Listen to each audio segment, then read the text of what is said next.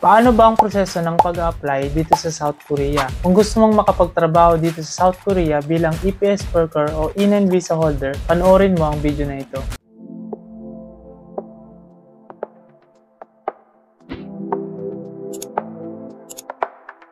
Ang latest update ng sahod dito sa South Korea this 2024 ay umabot ang minimum wage sa halos 85,000 pesos at muling tataas pa ngayong darating na 2025 dahil sa yearly ang increase ng sahod dito sa South Korea at hindi pa kasama ang overtime dyan na posibleng umabot ang sasahurin mo hanggang 100,000 to 150,000 pesos monthly. Malaki din ang benepisyo na matatanggap dito sa South Korea bilang isang EPS worker pag natapos mo na ang kontrata at maraming Pilipino ang naghahangad na makapagtrabaho din dito, kaya naman marami ang nagtatanong kung paano nga ba ang pag-apply dito sa South Korea. In this video, ituturo ko sa iyo kung ano yung step by step na gagawin sa pag-apply ng trabaho dito sa South Korea as a factory worker mula sa step 1 hanggang sa magkaroon ka na ng employer. At make sure na wala kang lalagpasan sa mga steps na sasabihin ko kasi lahat ng ito ay mahalaga. Then sa dulo ng video na ito ay bibigyan din kita ng bonus idea kung magkano ang pwede mong magamit sa pag-apply. So keep on watching. Pero bago tayo magsimula sa proseso, alamin muna natin kung sino ba ang qualified sa pag-apply bilang factory worker dito sa South Korea at ano ba ang in-and visa para matiyak mo muna kung qualified ka ba o hindi. So ito yung qualification.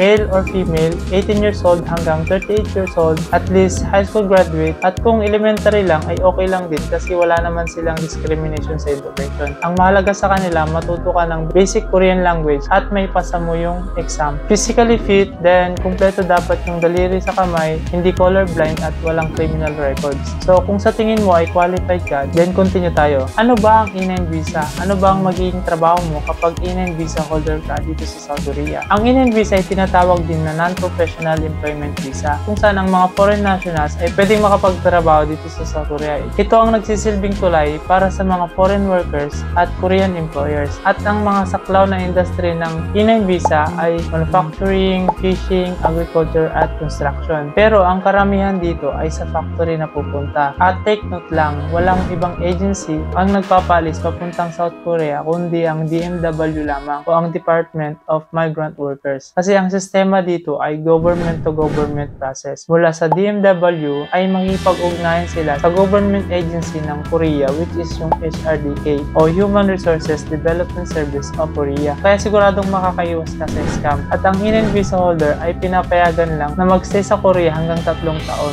Pero kung i-apply pa ng employer mo ng extension ay pinapayagan pa ng additional 1 year and 10 months. So sa isang kontrata mo ay pwede kang tumagal ng 4 years and 10 months. At ang good news pa niyan is kung magustuhan ka ng amo mo ay pwede ka niyang i-apply for sincere at makakabalik ka pa ulit ng Korea for another 4 years and 10 months. At ngayon mas naiintindihan mo na yung ina-applyan mo. Ngayon pag-usapan na natin yung proseso. Step 1, mag-aral ng Korean language. So dalawa ang pwede mong option sa pag-aaral nyo. It's either mag-self-study ka or mag-enroll ka sa Korean Language Center na malapit sa lugar nyo. Depende sa'yo kung alin dyan ang kaya mong gawin. So ako naman dati ay nag-aaral ako sa Korean Language Center ng halos 1 buwan. At yung binayad ko dun ay 8,000 pesos. May kasama na rin yan na libro o 2 libro. Yun yung book 1 and book 2 na sinasabi nila. Step 2, gumawa ng e-reg account o electronic registration. Bago ka gumawa ng e-reg account mo, dapat meron ka ng passport at 2x2 picture. Kasi mag-upload ka doon ng scanned front page ng passport and yung 2x2 picture mo. So saan at paano gumawa ng e-reg account? Papakita ko sa inyo, then sundan mo na lang. Or pwede mo naman nabalikan na lang ulit ito kapag nakalimutan mo. So search mo lang sa Google browser mo ang onlineservices.tmw.gov.ph. Click mo yung nasa unahan, then hanapin mo yung e-registration and then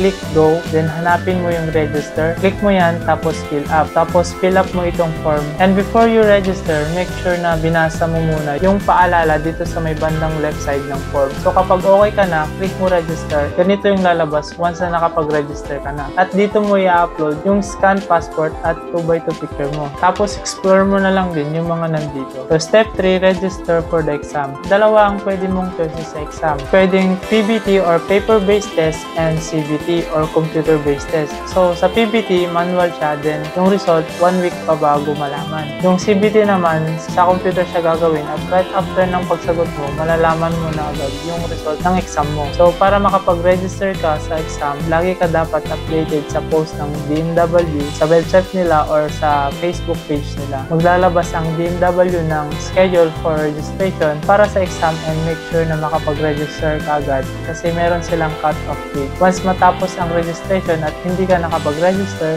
it means hihintayin mo ulit yung susunod na schedule which is ilang mga buwan pa ulit or baka next year na ulit. Depende kasi sa pangangailangan ng Korea ng mga workers. Pero minsan naman, 2 or 3 beses yung exam sa isang taon. So, advice ko sa'yo, kung magre-register ka, subukan mo lang sa madaling araw. Kasi ako, nung first try ko, ay hindi ako nakapag-register kasi ayaw pumasok sa system ng POA dati. So, dami nang nagre-register kaya ganun. Pero sa second attempt ko, is sinubukan ko sa madaling araw mag-submit ng registration. At ayun, pumasok naman. Pero ito naman is suggestion ko lang. Nasa sayo naman kung gusto mong subukan. So, dapat maagap ka sa schedule. Hanggat maaari, nakafollow ka sa page ng DMW or lagi mong tinitignan yung website ng DMW. At yung exam fee is 1,300 pesos. Pwede ka magbayad through Land Bank or sa kiosk ng 7-Eleven. Then, wait ka lang ng ilang weeks, maglalabas ang DMW ng list ng mga mag-take ng exam. Ganun din yung venue at schedule ng exam. Step 4. Take the EPS topic exam. Sa pag-take mo ng exam, 2 ang categories niyan. So, ito yung reading test and listening test. 20 items each and may time limit sa pagsagot. So, dapat kapag mag-exam ka ay talagang prepared ka. At yung passing score naman is 22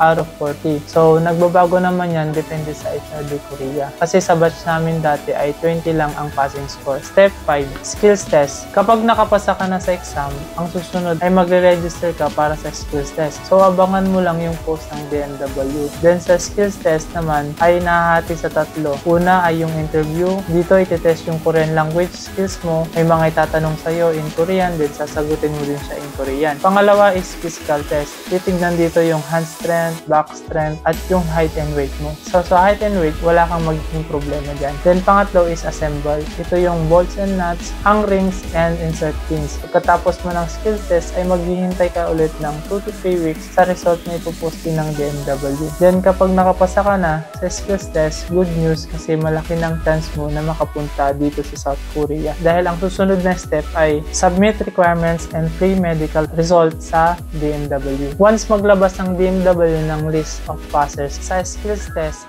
at nandoon yung pangalan mo, ay magpapa-appointment ka na sa DMW para makapagpasa ng requirements at pre-medical results mo. DMW na rin ang magbibigay sa inyo ng list of requirements at yung medical mo naman ay pwede sa kahit anong medical center basta accredited ng DOH. So kapag nakompleto mo na lahat ng requirements mo, ay malapit ka na sa exciting part kasi step 7, create your EPS account. Dito sa EPS account mo titignan kung hired ka na ba, kung may employer ka na ba, at kung may kontrata ka na. So payo ko lang sa'yo, habang naghihintay ka, tuloy-tuloy ka pa rin sa work mo at mag-ipon ka pa rin ng pera para sa panggastos mo kapag pupunta ka na sa Manila. Kasi kapag may employer ka na at kontrata, ang susunod na step ay step 8, signing of your contract. Kapag may kontrata ka na, magkakaroon ka ulit ng schedule para pumunta sa DMW para pumirma. So sa part na ito, medyo masaya ka na kasi pipirma ka na ng kontrata mo. After mo pumirma, ay isasend ulit ng DMW yung papers mo sa HRD Korea. Tapos babantayan mo ulit yung EPS account mo kung magkakaroon ka na ng visa. So at this point, kailangan doble ingat ka na sa sarili mo kasi malapit ka na sa katotohanan na makapunta dito sa South Korea. Step 9, waiting for visa and training sa DMW. Dito naman is maghihintay ka na ng visa mo at ng training schedule mo sa DMW. Magkakaroon ng Korean language refresher course training sa POA o sa DMW. And sa batch namin dati ay 6 days. Ang balita ko this 2024 ay 4 days lang. Sa 2025 ay hindi pa natin sigurado kung ilang days. Tapos kapag may schedule ka na din para sa visa processing, is pupunta ka ulit ng DMW para mag-asikaso ng mga documents mo. Kung mas maaga ka na makakapunta sa DMW ay mas maganda kasi karaniwan ay mahaba yung pila doon. meron ding babayaran sa pagpaprocess ng visa mo at sasabihin naman yun ng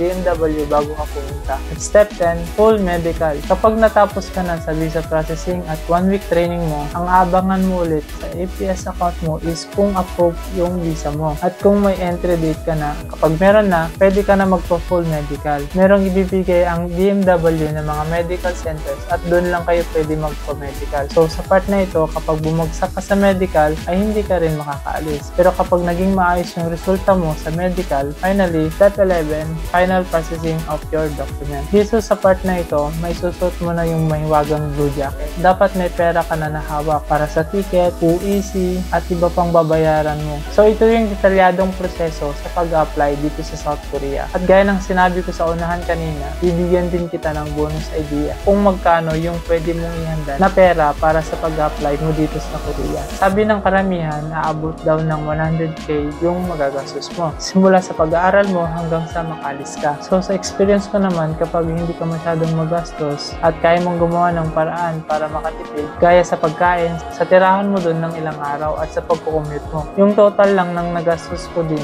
hanggang nakaalis ako is nasa 80,000 pesos lang. So depende sa iyan kung paano ka makakadiskarte sa pagtitipid. So ang range mo is 80,000 to 100,000 ang pwede mong ihanda na pera sa pang-apply. Kung may mga inaalala ka pa about sa pag-apply mo dito sa South Korea, panoorin mo ang video na ito para magkaroon ka pa ng kumpiyansa na mag-apply dito sa South Korea. So see you ulit sa next video and thank you for watching.